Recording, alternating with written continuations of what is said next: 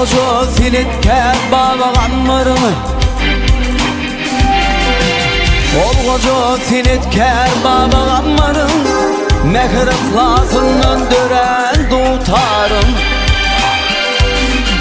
Kaygı hasret senin bulduk gönül Olanın yanına erer tutarım Oğlum bakşin oğlunlukta oynani Şuul bakşin ummanına kaynani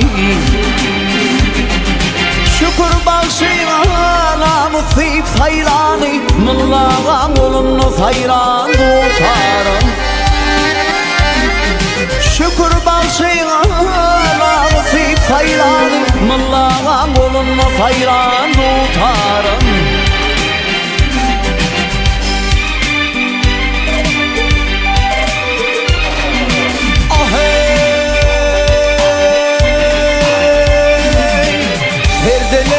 Nunglak mukam gonamı Anfan oğlu Seni dinlep kanımı Ey yanlananma kara deli yanımı Gözü yaşlı bağrı giryan tutarım Yanlananma kara deli yanımı Gözü yaşlı bağrı giryan tutarım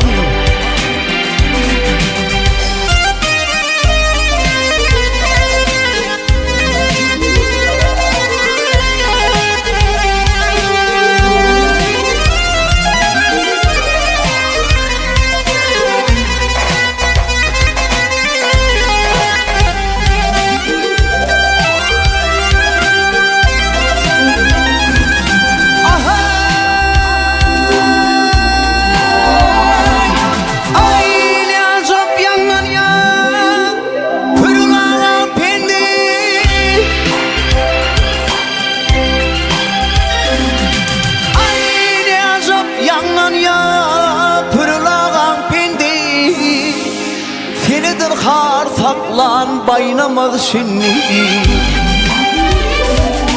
Han tegit ufadı perdendi Cebbar bilen bağı hiren tutarım Götürüp menin koşa teci var